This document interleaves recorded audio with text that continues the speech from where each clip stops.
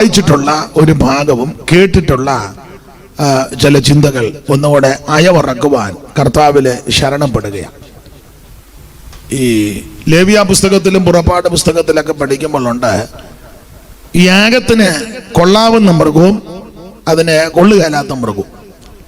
അപ്പൊ അതിന്റെ വ്യവസ്ഥ പറയുമ്പോൾ ഒരു വ്യവസ്ഥയുണ്ട്, അയവറക്കാത്ത മൃഗത്തെ കൊള്ളുകയില്ല, അയവറക്കണം. കന്നുകാലി ഭക്ഷണം പോച്ചയോ കച്ചിയോ അതിന് കൊടുക്കുന്ന ഭക്ഷണം പെട്ടെന്ന് കഴിക്കും. അത് കഴിഞ്ഞ് അതവിടെ അടങ്ങിക്കിടക്കുമ്പം വീണ്ടരയ്ക്കുന്ന കാണാം, അയവറക്കും. കച്ചിയൊക്കെ വൈകിട്ട് കിടാക്കൾക്ക് കച്ചി വലിച്ചിട്ട് കൊടുക്കും. അത് ഇട്ട് കൊടുക്കുമ്പോൾ പോച്ചയാന്നേലും കച്ചിയാന്നേലും പെട്ടെന്ന് ഇത് കഴിക്കും, ചവച്ച് കഴിക്കും. അതിന് ശേഷമായിട്ട് അത് അടങ്ങിക്കിടക്കുമ്പം വീണ്ടരയ്ക്കും, അയവറക്കും. ദൈവമക്കൾ ഇങ്ങനെ അയവറക്കുന്നവരായിരിക്കണം. അയവറക്കുന്ന മൃഗത്തെ യാഗത്തിന് കൊള്ളൂ. കേട്ടതെല്ലാം ഒന്നേ മൊബൈലിൽ പിടിച്ചു, അല്ലെ വീഡിയോ എടുത്തു, അല്ലെങ്കിൽ നോട്ട് ചെയ്തു, പിന്നെ അത് ചിന്തിക്കുകയില്ല, നോക്കുന്നുമില്ല. അങ്ങനല്ല, അത് അയവറക്കണം. ദൈവദാസന്മാര് സംസാരിക്കുന്ന വചനം അത് വീട്ടിൽ പോയി ഒന്നുകൂടെ ധ്യാനിക്കണം, പഠിക്കണം, അയവറക്കണം. അപ്പം അതുകൊണ്ട് ഇന്ന് ഒന്നുകൂടെ നമ്മൾ നേരത്തെ കാര്യങ്ങളാ ഒന്നുകൂടെ അയവറക്കുക. ഒരു വാക്യം ഒന്ന് വായിച്ച് ചില കാര്യങ്ങൾ ചിന്തിച്ച് ഇന്ന് പകലത്തെ ഈ ശുശ്രൂഷ നമുക്ക് അവസാനിപ്പിക്കാം. ഞാൻ രാവിലെ ഒരു ശവസംസ്കാരത്തിന് പോയത് കൊണ്ടാണ് വൈകിയത്, മിക്ക ദിവസവും ഉണ്ട്. തെസ്സലോനിക്കർക്ക് എഴുതിയ 1-ാം ലേഖനം 3-ാം അധ്യായത്തിന്റെ 10-ാമത്തെ വാക്യം, ഇനി നിങ്ങളുടെ മുഖം കാണുവാനും നിങ്ങളുടെ വിശ്വാസത്തിന്റെ കുറവ് തീർപ്പാനുമായി ഞങ്ങൾ രാവും പകലും ഏറെ താല്പര്യത്തോടെ പ്രാർത്ഥിച്ചു പോരുന്നു. കരമുയർത്തി ദൈവത്തെ സ്തുതിച്ചാട്ടെ.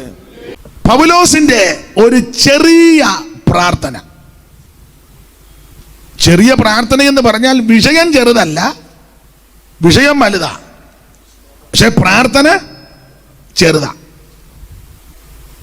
ഞാനും നിങ്ങളും ചിലപ്പോൾ വിഷയം ചെറുതായിരിക്കും, പക്ഷെ പ്രാർത്ഥന വലുതാ. ചിലരൊക്കെ യാതൊരു വെളിവും വെള്ളിയാഴ്ച ഇല്ലാത്തവരുണ്ട്. ചുരുക്കമായിട്ട് പ്രാർത്ഥിക്കാൻ പറഞ്ഞാൽ ബ്രേക്ക് ഇല്ലാത്ത സൈക്കിളിൽ ഇറക്കത്തി പോകും പോലെ. പിന്നെ ഞങ്ങൾ ഇവിടെ ഇരുന്ന് പ്രൈസ് ദി ലോർഡ്, അത് ഇഷ്ടപ്പെട്ടിട്ടല്ല, ഒരു സിഗ്നൽ തരിക. ഇനിയിപ്പം മിക്കവാറും മൈക്ക് ഓഫ് ആക്കും. ദൈവദാസന്മാർ, നടത്തിപ്പുകാർ ഒരു വിഷയം പറയുമ്പോൾ അത് ശ്രദ്ധിച്ച് കേട്ട് ഒത്തിരി പരത്തരുത്. പരത്തുന്നത് വീട്ടിലിരുന്ന് 2-3 മണിക്കൂർ ഇരുന്ന് അങ്ങ് പോരാടി പ്രാർത്ഥിക്കണം. പൊതുസഭ കൂടുമ്പോൾ ഒരു വിഷയം പറയുമ്പോൾ ആ വിഷയം ശ്രദ്ധിച്ച് കേട്ട് ആ വിഷയത്തിനനുസരിച്ച് ചുരുക്കമായി സന്ദർഭോചിതമായിട്ട് പ്രാർത്ഥിക്കണം. കാരണം നമ്മൾ വേറൊരു സദസ്സ് ചെന്നാൽ നമ്മളെ ആരും ആക്ഷേപം ഉന്നയിക്കരുത്. പണ്ട് ഇന്ത്യ പെന്തക്കോസ്ത് ദൈവസഭയിലെ ഈ സ്ഥലമാറ്റത്തിൻ്റെ സമയത്ത് ചില സെൻറ്ററിലോട്ട് ചിലരെ വിടുമ്പം അവർ ചോദിക്കും, ഏത് സെൻറ്ററിൽ നിന്നാണ് വരുന്നത്?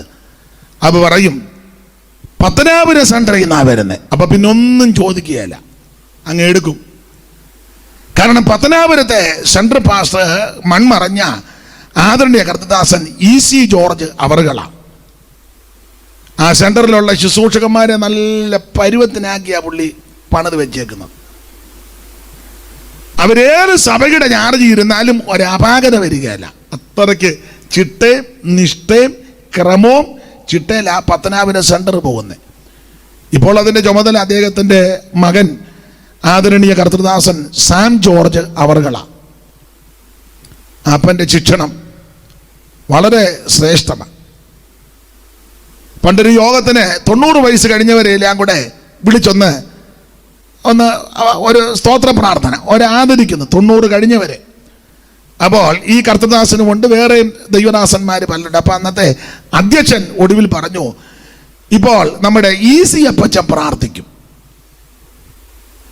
അപ്പോൾ അദ്ദേഹം ചാടി എഴുന്നേറ്റ് പറഞ്ഞു, പ്രാർത്ഥിച്ചില്ല, മൈക്കിൻ്റെ മുന്നിൽ നിന്ന് വെച്ച് പറഞ്ഞു, എൻ്റെ പേര് EC അപ്പച്ചൻ എന്നല്ല, പാസ്റ്റർ EC ജോർജ്. ഒന്നുകൂടെ പറയാൻ പറഞ്ഞു. അപ്പം നടത്തിപ്പുകാരൻ പറഞ്ഞു, സോറി ബഹുമാനപ്പെട്ട പാസ്റ്റർ EC ജോർജ് ഇപ്പോൾ പ്രാർത്ഥിക്കും. ഇരിക്കാൻ പറഞ്ഞ് അപ്പച്ചൻ പ്രാർത്ഥിച്ചു. ഇതായിരുന്നു അപ്പച്ചൻ. മനസ്സിലായോ? എന്നെ മനസ്സിലാകാൻ അത്രക്ക് നല്ല തിറവുള്ള ആളായിരുന്നു. അദ്ദേഹത്തെ പറ്റി ഒത്തിരി കാര്യങ്ങൾ പറയേണ്ടതായിട്ടുണ്ട്. അദ്ദേഹത്തിൻ്റെ ശവസംസ്കാര ശുശ്രൂഷയിൽ ഞാൻ ആദ്യോടന്തം പോയി സംബന്ധിച്ചു. പാസ്റ്റർ MB വർഗീസ് അവർകളാ ഒടുവിലത്തെ കുഴിമാടത്തിലെ ശുശ്രൂഷകൾ ചെയ്തത് വളരെ ശ്രേഷ്ഠമായിരുന്നു.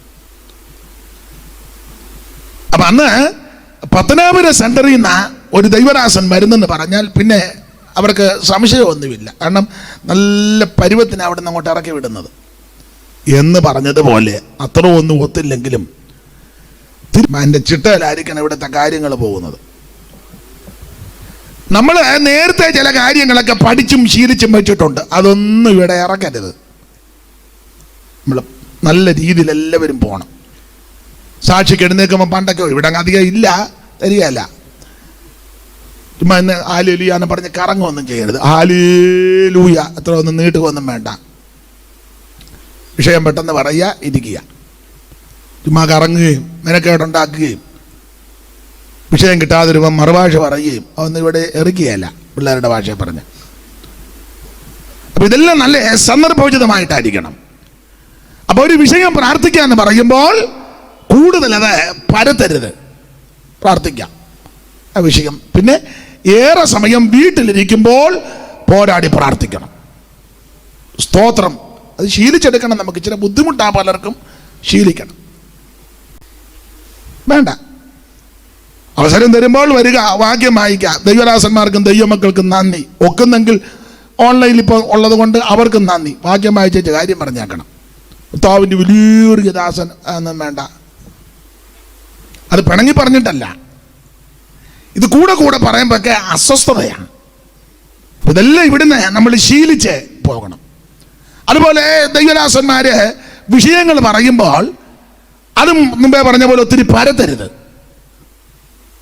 ഉദാഹരണം, തങ്കച്ചായനെയും കുടുംബത്തെ ഓർത്ത് പ്രാർത്ഥിക്കാം. അപ്പൊ പ്രാർത്ഥിക്കേണ്ട ആൾ ആ വിഷയം നന്നായിട്ട് പ്രാർത്ഥിക്കേണ്ട. ഇത് നമ്മൾ അതാദ്യം അങ്ങ് പറഞ്ഞ തങ്കച്ചാന് വേണ്ടി പ്രാർത്ഥിക്കാം. തങ്കച്ചാൻ 50 വയസ്സ് കഴിഞ്ഞിരിക്കുന്നു. അമ്മാമ്മയ്ക്ക് ഏതാണ്ട് 50 അടുക്കുന്നു. ആമേൻ. 2 മക്കളുണ്ട്. ഹല്ലേലൂയ. മോനിപ്പോൾ വിദേശത്തായിരിക്കുന്നു. അവിടെ എന്താ ചെയ്യുന്നതെന്ന് നമുക്കറിയത്തില്ല. എന്നിരുന്നാലും ഇതൊന്നും പറയണ്ട.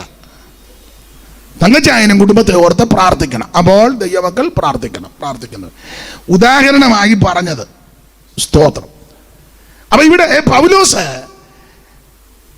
തന്റെ ഒരു ചെറിയ പ്രാർത്ഥനയാണ്.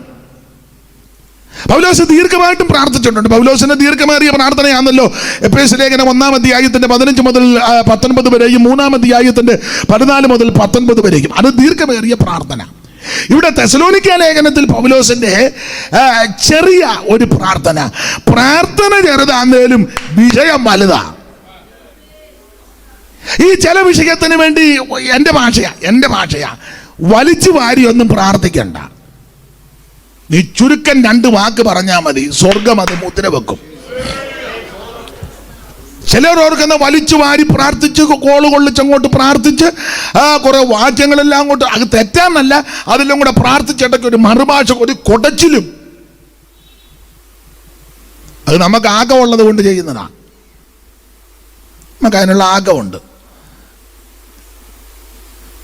ചില വിഷയത്തിന്റെ മുൻപാകെ നിങ്ങൾ ഭാരപ്പെട്ട് ഞരങ്ങി, കുടുംബ പ്രശ്നമായിരിക്കാം, കുഞ്ഞുങ്ങളുടെ വിഷയമായിരിക്കാം, സാമ്പത്തിക വിഷയമായിരിക്കാം, കുഞ്ഞുങ്ങളെ പഠിപ്പിക്കുന്ന വിഷയമാകാം, രോഗപീഠകളുടെ വിഷയമാകാം, മറ്റ് പ്രതിസന്ധികൾ എന്തുമാകാം, ഇതെല്ലാം ചിന്തിച്ച് വ്യാകുലപ്പെട്ട് ചിലപ്പോൾ ദീർഘശ്വാസമായിരിക്കും വിടുന്നത്. അത് സ്വർഗം കേൾക്കും.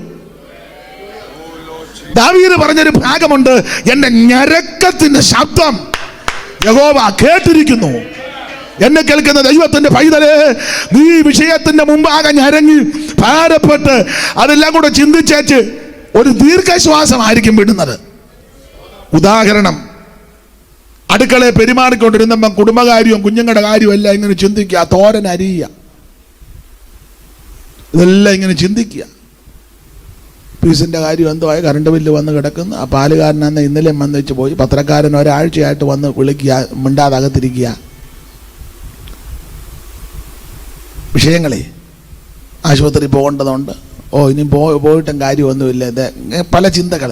ഇതെല്ലാം ചിന്തിച്ച് എങ്ങനെയാ കർത്താവ്, എങ്ങനെയാ നീ തോരൻ എറിഞ്ഞോടിക്കുമ്പോൾ ഇതെല്ലാം ചിന്തിച്ച് വെച്ച് ചില സഹോദരിമാർ, ചില പ്രിയപ്പെട്ടവർ, അതാ ദീർഘശ്വാസം, അത് ദൈവം കേൾക്കും.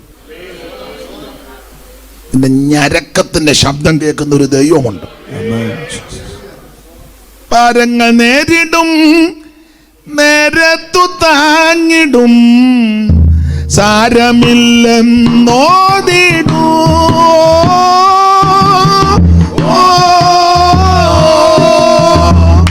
പാരങ്ങൾ നേരിടും, നേരത്തു താങ്ങിടും, സാരമില്ലെന്നോതിടൂ.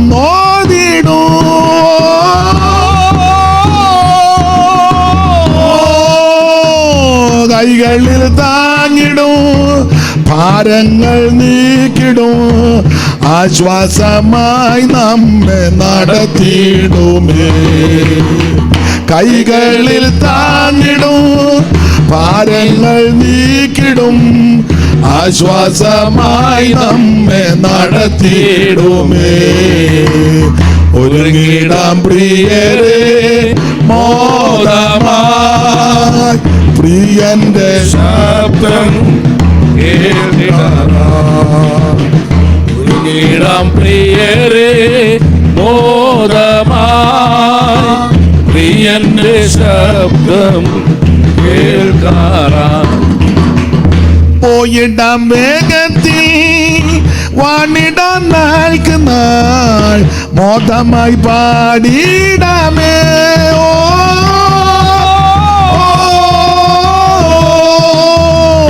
പോയിടാം വേഗത്തിൽ, വാണിടാൻ നാൾക്ക് നാൾ, മോദമായി പാർത്തിടാമേ.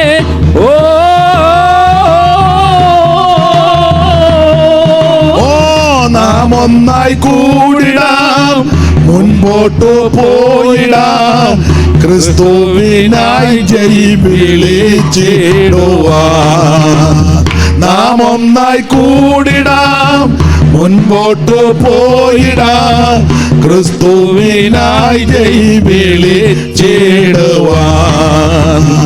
ഒരുങ്ങിടാം പ്രിയരെ മോദമായി, പ്രിയന്റെ ശബ്ദം കേൾക്കാറായി. ഒരുങ്ങിടാം പ്രിയരെ മോദമായി. കരമുയർത്ത് ദൈവത്തിന് മഹത്വം കൊടുക്ക. എന്നെ കേൾക്കുന്ന പ്രിയപ്പെട്ടവരെ, ആമേൻ, നമ്മുടെ ഞരക്കത്തിന്റെ ശബ്ദം കേൾക്കുന്ന ഒരു ദൈവമുണ്ട്. ഇന്ന് രാവിലെയും ചില വിഷയത്തിൽ ഭവനത്തിൽ നിന്ന് ഞരങ്ങിയാണ് ഇവിടെ വന്നിരിക്കുന്നത്. ഇവിടെ ഇരിക്കുമ്പോൾ തന്നെയും ചില വിഷയത്തിൽ ഞരങ്ങിയിരിക്കുക. നിന്റെ ഞരക്കത്തിന്റെ ശബ്ദം കേൾക്കുന്ന ഒരു ദൈവമുണ്ട്. ഈ പ്രാർത്ഥന കഴിക്കുമ്പോൾ വിഷയങ്ങൾക്ക് ദൈവം ഒരു പരിഹാരം തരും. ദൈവം വിശ്വസ്തൻ.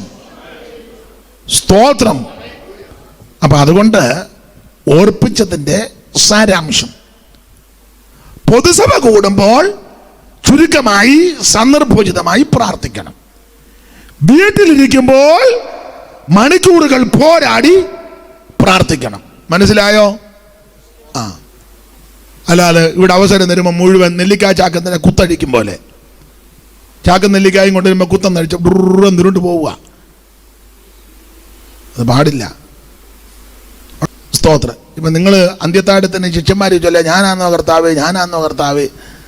അത് കർത്താവ് പറഞ്ഞല്ലോ എന്നോട് കൂടെ. എനിക്കറിയാം. വളരെ ശ്രദ്ധിക്കണം. എന്തിനാന്ന് ചോദിച്ചാൽ വേറൊരു സ്ഥലത്ത് എന്ന് നിങ്ങൾക്കൊരു ക്ഷീണം വരരുത്. അതിനാ ഇവിടെ നല്ല മിടുക്കരായിട്ട് ഇറങ്ങണം. അതെ, പൗലോസിന്റെ പ്രാർത്ഥന ശ്രദ്ധേയമായ പ്രാർത്ഥന.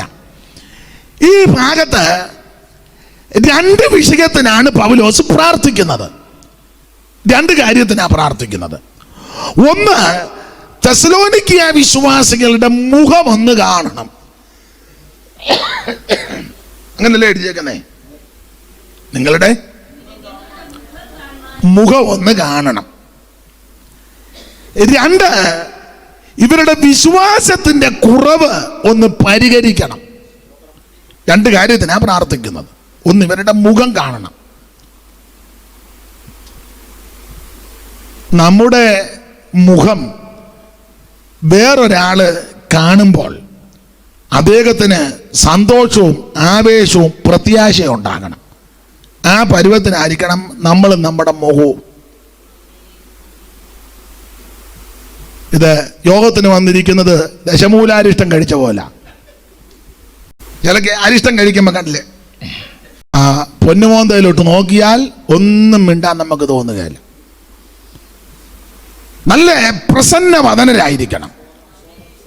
പുരുഷലക്ഷണത്തെ പറ്റി പണ്ട് കവി ഒരു പദം പറഞ്ഞു, പ്രസാദം വദനത്തിങ്കലും കാരുണ്യം ദർശനത്തിലും മാധുര്യം വാക്കിലും ചേർന്നുള്ളവനെ പുരുഷോത്തമൻ.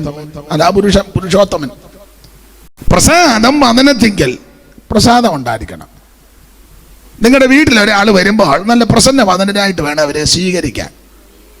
അല്ലാതെ കടന്നൽ കുത്തിയതുപോലെ വീട്ടിൽ വരുമ്പോൾ പുലിക്ക കടന്നല് കുത്തി മോന്തയ്ക്ക്,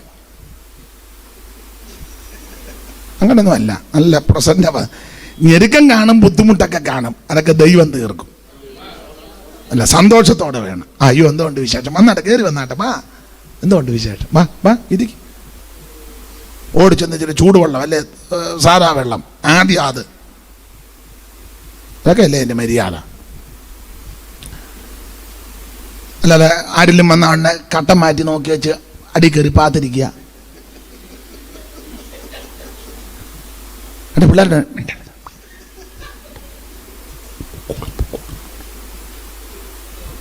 ഇപ്പം അങ്ങനത്തെ ഗ്ലാസ്സും ഒക്കെ അങ്ങനെ വീട് പണിയുമ്പോൾ അങ്ങനെ കറുത്ത ഗ്ലാസ് വെളിയിൽ നിൽക്കുന്നവർക്ക് കാണത്തുമില്ല, നമുക്ക് നന്നായിട്ട് കണ്ടോ. ഞാൻ തമാശ പറഞ്ഞതല്ല, പിള്ളേരെ പഠിപ്പിക്കാം. പപ്പ ഇവിടെ ഇല്ലെന്ന് പറഞ്ഞേര്, ഉടനെ അവൻ ഇല്ലെന്ന് പറയാനോ, അതവർ കേട്ടു. സ്തോത്രം. ആടെ പ്രസാദം വദനത്തിങ്കൽ, നല്ല പ്രസാദമായിരിക്കണം. കറുപ്പും വെളുപ്പും അല്ല വിഷയം, അതല്ല വിഷയം. നിങ്ങൾ അങ്ങനെ ചിന്തിക്കരുത്. കറുപ്പാന്നേലും ഇരുനിറമാന്നേലും വെളുപ്പാന്നേലും ഏത് പ്രകൃതി, അത് ദൈവം തരുന്നതല്ലേ. ഏത് പ്രകൃതി നല്ല മുഖപ്രസാദമായിരിക്കണം. പ്രസാദം വദനത്തിങ്കൽ. ഈ ചിലരുടെ പ്രകൃതി വീട്ടിൽ അവർ ഉടക്കുണ്ടാക്കുന്നത് വരുന്നവരോട് കാണിക്കും. അവർ ഭാര്യയും ഭർത്താവും കൂടെ അഭിപ്രായ വ്യത്യാസം, അല്ലെ അപ്പനും മക്കളും കൂടെ അഭിപ്രായ വ്യത്യാസം, അമ്മയും മക്കളോട് അഭിപ്രായം. വെളിയിൽ നിന്ന് വരുന്ന അമ്മാമ്മ എന്നാണ്ട് വിശേഷം, ആ നമ്മൾ അച്ചായൻ എന്തിയേ, ആ ശ്രദ്ധിച്ചേ, ചിലരെ അത് പാടില്ല. വീട്ടിൽ വരുന്നവരോടും നമ്മളോട് ഇടപെടുന്നവരോടും ഒക്കെ നല്ല പ്രസന്നവദനരായിട്ട് നിൽക്കണം. പ്രസാദം വദനത്തിങ്കലും കാരുണ്യം ദർശനത്തിലും. ആൾക്കാരോടൊക്കെ കരുണയോടെ നോക്കുകയും വേണ്ടേ. അത് ഹിന്ദുവെന്നോ മുസൽമാനെന്നോ അക്രൈസ്തവനെന്നോ നിരീശ്വരവാദിയെന്നോ വിശ്വാസിയെന്നോ അവിശ്വാസിയെന്നോ തരംതിരിക്കരുത്. കരുണയോടെ ഇടപെടണം. കാരുണ്യം ദർശനത്തിൽ, നോട്ടത്തിലൊക്കെ ഒരു കരുണ. പിള്ളേരെ കടുവ നോക്കുമ്പോൾ നോക്കിയാൽ പിള്ളേർ ഏറ്റും കുഞ്ഞുങ്ങളോട് വളരെ. എന്നാൽ അവരെ ശാസിക്കേണ്ട സമയത്ത് ശാസിക്കണം, ശിക്ഷിക്കേണ്ട സമയത്ത് ശിക്ഷിക്കണം, കരുണയോടെ ഇടപെടുകയും ചെയ്യണം. പ്രസാദം വദനത്തിങ്കിലും കാരുണ്യം ദർശനത്തിലും മാധുര്യം വാക്കിലും. വാക്കുകളിൽ മധുരമയുണ്ടായിരിക്കണം. നമ്മളെ ആൾക്കാർ കേൾക്കണം. ഇത് ചിലരെ സംസാരിക്കുമോ എനക്കേട് എന്തോ ചെല്ലുമായിട്ട് നമ്മൾ സംസാരിച്ചേ എങ്ങനെയും അവിടെ നിന്ന് രക്ഷപ്പെട്ടാൽ മതിയെന്ന് നമ്മൾ ചിലപ്പം വെട്ടിനകത്തായി എന്ന് വീഴുന്നത്. ചിലരെ റേഡിയോ ഓൺ ചെയ്തത് പോലെ നമ്മൾ പറയുന്ന ഒന്നും ശ്രദ്ധിക്കുക. അവരിങ്ങോട്ട് ചെണ്ടപ്പുറത്ത് കോലിട്ടതുപോലെ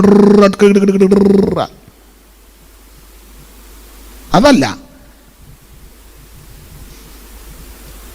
മറ്റുള്ളവർ പറയുന്നതോടെ നമ്മൾ കേൾക്കണ്ടേ, കേൾക്കണം. നമ്മുടെ വാക്കിനകത്ത് മാധുര്യമുണ്ടായിരിക്കണം. നമ്മുടെ കർത്താവ് പള്ളിയിൽ പോയി പ്രസംഗിച്ചപ്പോൾ, കടക്കരയിലും ബദാനിലും ഒക്കെ പ്രസംഗിച്ചപ്പോൾ അവിടുത്തെ വാക്കല്ല, ലാവണ്യ വാക്കാ. എഴുന്നേറ്റ് പോകാൻ തോന്നുകയല്ല. ഇത് നമ്മൾ പ്രസംഗിക്കുമ്പം മറ്റുള്ളവർ അല്ലെ സംസാരിക്കും, മറ്റുള്ളവർ മടുത്ത് മെനക്കേടാക്കി ആകെ ഒരു കുപ്പി വെള്ളം കൊണ്ടുവന്നതാണ്. അത് മുഴുവൻ ഇരുന്ന് കുടിച്ചു തീർത്ത് പിന്നെ രണ്ടാമത്തെ കുപ്പിയും വെള്ളം എടുക്കാൻ പോയി അതും കുടിച്ചു തീർത്ത് 10 പേരിലല്ല ഞൊട്ടയും വിട്ട് പിന്നെ തിരിച്ചു വിട്ടപ്പോ കേൾക്കുന്നുമില്ല. മെനക്കെടുത്തരുത്, ശ്രദ്ധിച്ച് കേൾക്കണം. എനിക്കാണെങ്കിൽ ഈ പറയുന്നതിലും കുറച്ചുകൂടെ ഇഷ്ടം കേൾക്കുന്നതാ. അതും വിശേഷിച്ച് പ്രായമുള്ളവരുമായിട്ട് സംസാരിക്കുന്നതാ എനിക്ക് കുറച്ചുകൂടെ ഇമ്പം. ഒത്തിരി കാര്യം പഠിക്കാനുണ്ട്. ഇപ്പോഴും രാവിലെ 92 കഴിഞ്ഞ അമ്മയുടെ അടക്കത്തിനാണ് പോയത്. അമ്മ ജീവിച്ചിരുന്നപ്പോൾ പറഞ്ഞേച്ചാ പോയത് കാവാലം പാസ്റ്ററെ കൊണ്ട് പാടിപ്പിക്കുകയും ചെയ്യണം, പ്രസംഗിക്കുകയും ചെയ്യണമെന്ന്. ഞാൻ പിന്നെ മോർച്ചറി മുതൽ പാടാൻ തുടങ്ങി. അത് കണ്ടപ്പം വേറൊരു അമ്മ, നമ്മുടെ കുഞ്ഞപ്പിച്ചാൻ്റെ ഭാര്യ പറഞ്ഞ് ഞാൻ മരിക്കുമ്പോൾ ഇതുപോലെ പറയണം. ഞാൻ പറഞ്ഞു ആട്ടെ ഉണ്ടെങ്കിൽ വന്നേക്കാന്ന് പറഞ്ഞു. സ്തോത്രം. എനിക്ക് പ്രായമുള്ളവരെ ഇഷ്ടമാണ്. അവരിന്ന് ഒത്തിരി പഠിക്കാനുണ്ട്. അവര് പുസ്തകത്തിലെ കാര്യമല്ല, അനുഭവത്തിൽ നിന്നാ. ഇപ്പൊ പ്രായമുള്ളവരോട് പിള്ളേർ മിണ്ടുക പോലുമില്ല ചിലത്. അതിൻ്റെ അപാകതയായി കണ്ടുവരുന്ന മുഴുവൻ പ്രായമുള്ള അപ്പനും അമ്മയുണ്ട്, അവരെ മൈൻഡ് ചെയ്യല. കൊച്ചുങ്ങളെല്ലാം ഇപ്പം എല്ലാം എന്ത് പറഞ്ഞാലും ഗൂഗിളിൽ അടിച്ചു നോക്കിയാട്ടെ. എടാ നീ ഗൂഗിളിൽ തപ്പണ്ട. പ്രായമുള്ള അപ്പനോടും അമ്മയോടും ചോദിച്ചാൽ ഗൂഗിളിൽ ഇല്ലാത്ത കാര്യങ്ങൾ അവർ പറഞ്ഞു തരും. കാരണം ജീവിതത്തിന്റെ അനുഭവത്തിന്റെ തീച്ചുളെ കൂടെ പോയവരാ. ഇപ്പം എല്ലാം ഗൂഗിളാ. ഗൂഗിള് തെറ്റാന്നൊന്നും ഞാൻ പറയുന്നില്ല, പക്ഷെ പ്രായമുള്ളവരുമായിട്ട് ഒത്തിരി പഠിക്കാനുണ്ട്. അപ്പം നമ്മുടെ വാക്കുകൾ മധുരിമയുള്ളതായിരിക്കണം. നിങ്ങളോടൊരാൾ സംസാരിക്കുമ്പം അയ്യോ വല എങ്ങനെയും പോയി കിട്ടിയാൽ മതി എന്ന് പറയിപ്പിക്കരുത്. നമ്മളെ വിടരുത്. അവര് ഒച്ചു തന്നെ കൊണ്ട് നിൽക്ക്, പറ എന്തോ ധൃതി, അവിടെ നിൽക്കേ ഇരിക്കേ എന്ന് പറയിപ്പിക്കണം. മിണ്ടുന്നില്ലല്ലോ. അങ്ങനെ പറയിപ്പിക്കണമെങ്കിൽ അങ്ങനെയുള്ളതേ അകത്തിന്ന് വരാവൂ. ഇത് ചെന്ന ഉടനെ കുരുക്കാ ഒപ്പിക്കുന്നത്. അറിഞ്ഞോ? ഇല്ല. എന്നാ? മറ്റേ പുള്ളിക്കാരൻ അവളുമായിട്ട് ഓടി. എപ്പം? നിങ്ങൾ അറിഞ്ഞില്ല? ഞാൻ അറിഞ്ഞില്ല. അവർ ഇന്നലെ 5:30 ആയപ്പോ എവിടാ പോയെ? മൂന്നാറിനും.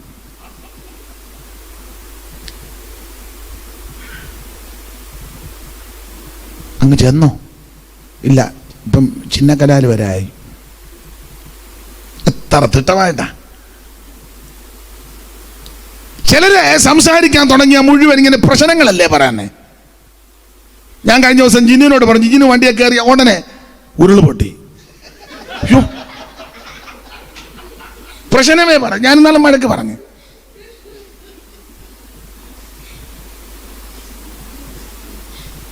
വീട്ടിലെല്ലാം വെള്ളം കയറി. പുള്ളിയുടെ വീട്ടിലല്ല, പ്രശ്നമാണ്, മുഴുവൻ പ്രശ്നം. ഉദാഹരണം പറഞ്ഞതേ ഉള്ളൂ. നമ്മൾ സംസാരിക്കുമ്പോൾ എന്തുവാ പോസിറ്റീവായിട്ടുള്ള കാര്യം പറയണം. പോസിറ്റീവ് ആണ്ട് തങ്കച്ചായ ദൈവം അനുഗ്രഹിക്കും. സ്തോത്രം.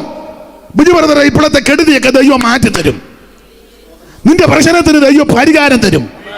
നീ വിശ്വസ്തയോടെ ദൈവത്തെ സേവിക്കുക.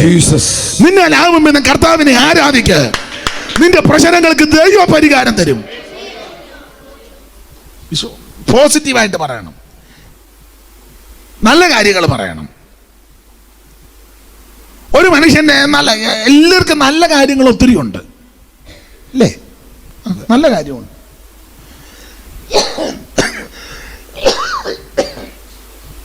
ഈ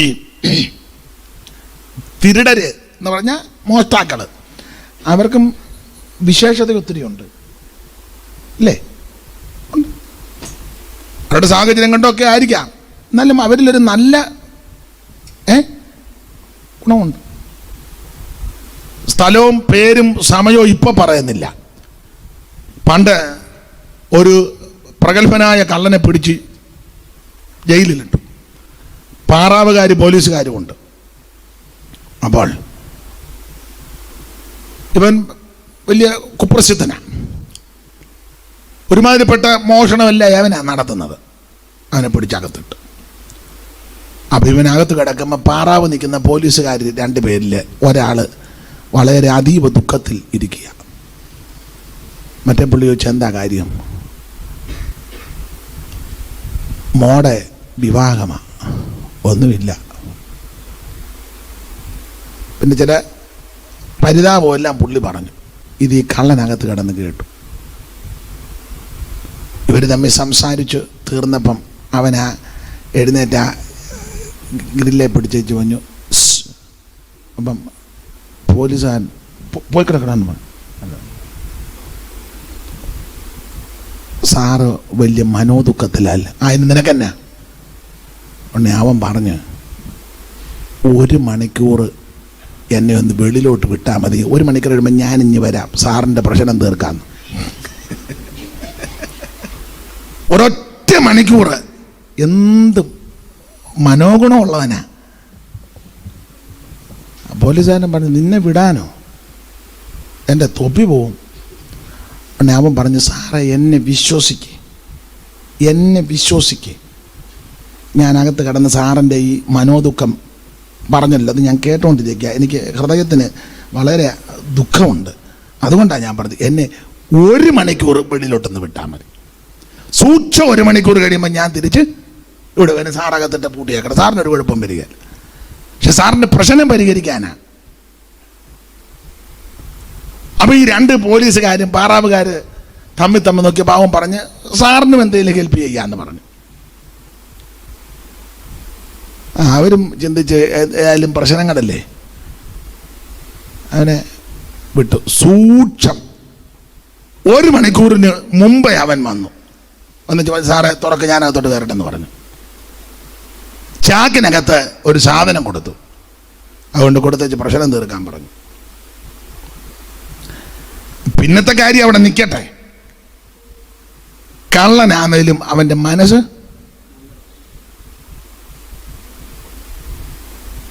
തന്നെ അവൻ വിശ്വസ്തനാ. നമ്മളായിരുന്നു അന്നേരം ഉണ്ടകിടും. പിന്നെ സാറിന് ഞാൻ എങ്ങനെയും രക്ഷപ്പെടാന്ന് ഓർത്ത്. എല്ലാ മനുഷ്യൻ്റെയും ജീവിതത്തിൽ നന്മയുണ്ട്. അപ്പം നാം അത് കണ്ടുപിടിക്കണം. അല്ല അതിൻ്റെ അപാകതകളും ന്യൂനതകളും പാളിച്ചകൾ മാത്രം ചകഞ്ഞ് ഇരിക്കരുത്. അവന് നല്ല ഗുണഗണങ്ങളുണ്ട്. എല്ലാവർക്കും ഉണ്ട്. ഇവിടെ ഇരിക്കുന്ന എല്ലാവർക്കും, എന്നെ കേൾക്കുന്ന എല്ലാവർക്കും നല്ല വിശേഷതകളുണ്ട്.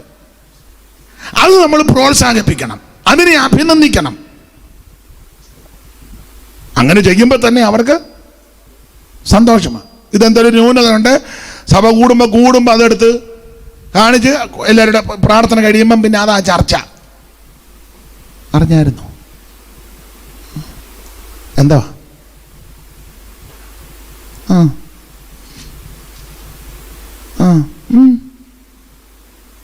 അത് പാടില്ല. നല്ല കാര്യങ്ങൾ കണ്ടുപിടിച്ച് അവരെ അഭിനന്ദിക്കണം. അങ്ങനൊന്നും ചെയ്തേ. അങ്ങനെ ചെയ്യുമ്പോൾ തന്നെ ആൾക്കാർക്ക് നമ്മളോട് തൃപ്തി വരും. നമ്മുടെ വാക്കുകൾ കേട്ടിരിക്കണം. നമ്മുടെ സംസാരം ആൾക്കാർ ശ്രദ്ധിക്കണം. കർത്താവിനെ പള്ളിയിലിരുന്ന എല്ലാവരുടെയും കണ്ണ് അവങ്കല. പള്ളിയിലിരുന്ന എല്ലാവരുടെയും കണ്ണ്. വരുന്നവർക്ക് ആർക്ക് എഴുന്നേറ്റ് പോകാനും തോന്നുന്നില്ല. ഇങ്ങനെ എൻ്റെ ചിന്തയ്ക്ക് മുട്ടുസൂചി വീണ അറിയും. അതുപോലെ ആകാംക്ഷ ഭരിതരായിട്ട് ഇങ്ങനെ ഇരിക്കുക, അവിടുത്തെ വായിൽ നിന്ന് വരുന്ന ആ തിരുമൊഴികൾ കേൾക്കാൻ. സ്തോത്രം. നമ്മുടെ വാക്കുകൾ മറ്റുള്ളവർ ശ്രദ്ധിക്കണം, കേൾക്കണം. അങ്ങനെയുള്ളൊരു സ്വഭാവം ഉണ്ടായിരിക്കണം. വീട്ടിലുള്ളവരാന്നേലും നാട്ടിലുള്ളവരാന്നേലും സഭയിലുള്ളവരാന്നേലും ഒക്കെ കേൾക്കണം, ശ്രദ്ധിക്കണം. അത് ശീലിക്കണം നമ്മൾ. നിങ്ങൾ ശ്രദ്ധിച്ചിട്ടില്ലേ, ചില വിവാഹത്തിനോ ശവസംസ്കാരത്തിനോ അല്ലെ പ്രത്യേക മീറ്റിങ്ങുകൾക്കൊക്കെ നിങ്ങളൊന്ന് ചെന്നേ, ചിലർ സംസാരിക്കാൻ അങ്ങോട്ട് എഴുന്നേൽക്കുമ്പോൾ എല്ലാവരും അതുവരെ ബഹളമായിരിക്കും. അവരങ്ങോട്ട് എഴുന്നേൽക്കുമ്പോൾ, കാരണം അവർക്കറിയാം, ജനത്തിനറിയാം അങ്ങനെയുള്ള കാര്യങ്ങളാണ് എന്നാൽ സംസാരിക്കുമ്പോഴോ ഒരു കുഞ്ഞുങ്ങൾ ശ്രദ്ധിക്കുകയല്ല. കാരണം മുഴുവൻ പോഴത്തരവാ വിളിച്ച് പറയാന്. ഇത് കേട്ടോണ്ട് ആരിരിക്കാനാ? എന്നെ കേൾക്കുന്ന പ്രിയരെ, നമ്മുടെ കുഞ്ഞുങ്ങൾ നമ്മുടെ വാക്ക് ശ്രദ്ധിച്ചിരിക്കണം. അപ്പൻ പറയുന്ന വാക്ക് പിള്ളേർ ശ്രദ്ധിക്കണം. അങ്ങനത്തെ വാക്കേ പറയാവൂ. പിള്ളേർ അടിക്കുമ്പോൾ കുഞ്ഞു കളിച്ചേച്ച് പറഞ്ഞാൽ പിള്ളേർ ശ്രദ്ധിക്കുകയല്ല. ഭർത്താവ് പറയുന്ന വാക്ക് ഭാര്യ ശ്രദ്ധിക്കണം, ഭാര്യ പറയുന്ന വാക്ക് ഭർത്താവ് ശ്രദ്ധിക്കണം. അങ്ങനത്തെ പറയാവൂ. ചില ഭർത്താക്കന്മാർ പറയുന്ന വാക്ക് ഭാര്യ ശ്രദ്ധിക്കണം. ഓ, അയാൾ എപ്പോഴും പിച്ചും പെയ്യും ഒക്കെ പറയുന്നവനാ. ചില സ്ത്രീകൾ പറയുന്ന കാര്യം ഭർത്താവ് ശ്രദ്ധിക്കല്ല, ചുമ്മാ കുരുക്കും കുഞ്ഞായ്മേ വായി നിറങ്ങുള്ളൂ. പിന്നെ അത് ശ്രദ്ധിച്ചിട്ടും വലിയ നാക്ക് വളച്ച കുരുക്ക.